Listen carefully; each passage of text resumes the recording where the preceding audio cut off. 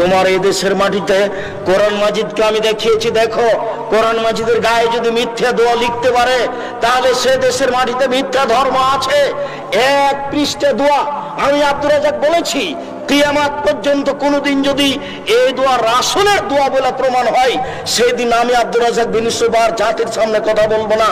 আমি 20 বছর থেকে, আমি 1990 সাল থেকে 30 বছর থেকে চ্যালেঞ্জ দিয়ে আসছি, এখন পর্যন্ত কোনো মায়ের বেটা দাঁড়ায় না।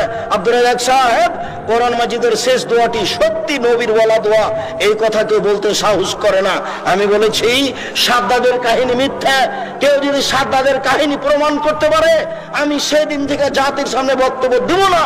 আমি বলেছি কোরআন মাজিদ বলতে হবে, কোরআন শরীফ নয়। কেউ যদি কোরআন শরীফ প্রমাণ করে দিতে পারে আমি সেদিন থেকে জাতির সামনে বক্তব্য দেব না। আমি জাতির সামনে বলেছি যে আল্লাহর নবী যে রাস্তা দিয়ে হাঁটতেন সে রাস্তায় বুড়ি কাঁটা পুঁতে রাখত। একদিন নবী দেখলেন রাস্তায় কাঁটা নেই, নবী ভাবলেন বুড়ির কিছু হয়েছে। এই ঘটনার সত্যতা প্রমাণ হলে আমি জাতির সামনে কথা বলবো না। সম্মানিত দিনী ভাই বোন, ধর্মের নামে এদেশের মাটিতে মিথ্যা কথা আছে, যার কারণে মানুষ কোরআন মাজিদের গায়ে মিথ্যা দোয়া লিখে দিতে পারে। সে কত বড় দোয়া, এক পৃষ্ঠা যাবত। এইদিকে আছে একটা ছোট দোয়া, দো খাতমিল কোরআন।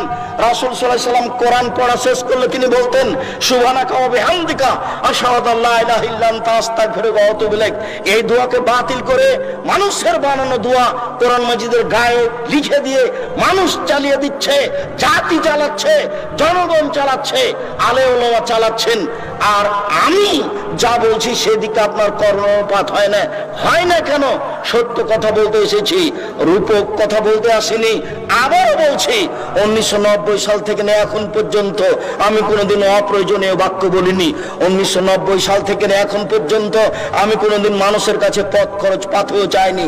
গাজীপুর জেলার কোনো মানুষ যদি বলতে পারে আব্দুর রাজ্জাক সাহেব একদিন আমার কাছে পথ খরচ পাথেও চেয়েছিল, এই কথা প্রমাণ হয়ে গেলে আমি আর জাতির সামনে কোনোদিন বক্তব্য দেব না।